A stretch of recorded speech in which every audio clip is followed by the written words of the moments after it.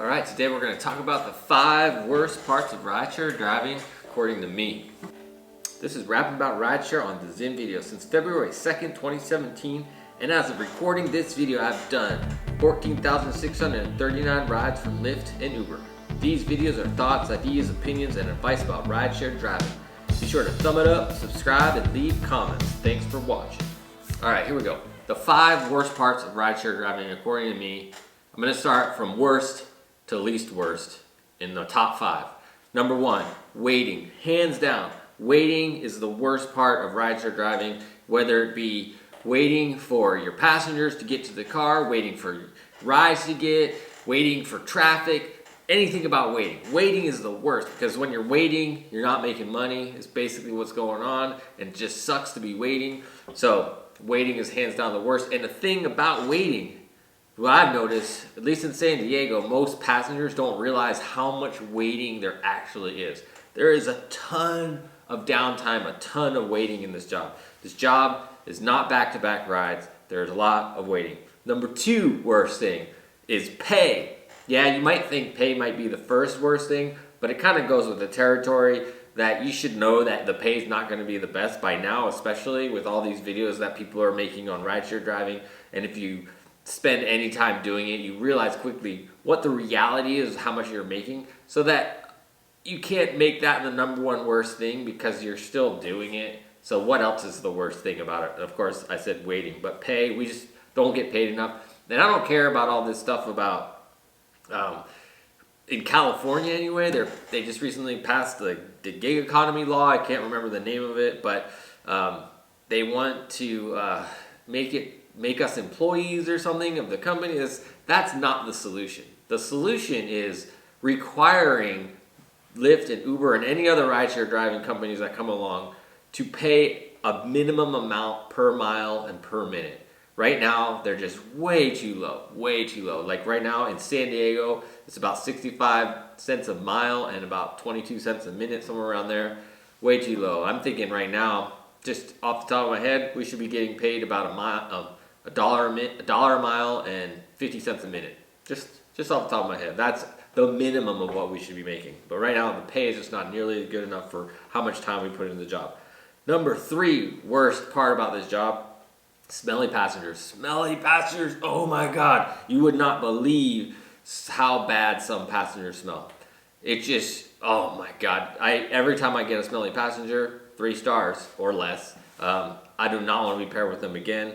I mean, sometimes I'm driving around like smelling the back of my hand because it's so bad in the car. I'm like, oh my God, I can't. And you can't, I don't know. I'm not the type of person to be like, yo dude or chick or whoever, you stink. I'm not like that. I'm just like, I just make it through the ride, get them out of the car, roll down the windows, check the seat to make sure they didn't leave anything residue, because that's happened to me before.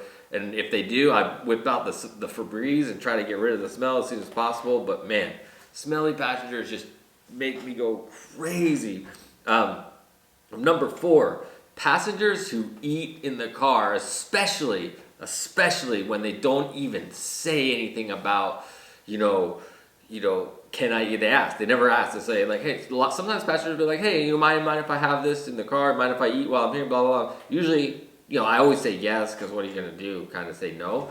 I just say make sure you don't spill it or whatever. But when they don't even acknowledge the fact that they're being rude by eating in someone else's car, it's like, if they think they're gonna not make crumbs, they're just delusional. Like, it's just part of the territory. You're eating, you have something on your fingers, and you have something going in your mouth, and you have the exchange between it will get on places. Like, I've had people leave like Cheeto cheese stuff on my car, like all this kind of stuff. I'm like, no, that's not cool. Not cool to eat in someone else's car, especially without asking.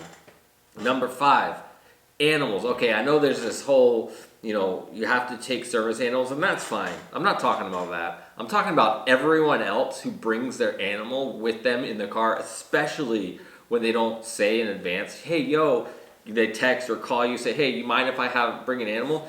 Every time I'm like, cool, no problem. Every once in a while, somebody brings an animal in the car, and without telling me, and I'm just like, oh God, why? I don't want an animal in my car, especially because most animal owners treat them like humans when they're not humans, and it's just like, you need to treat them like animals. They have dirt on their feet. Don't let them jump on the seats.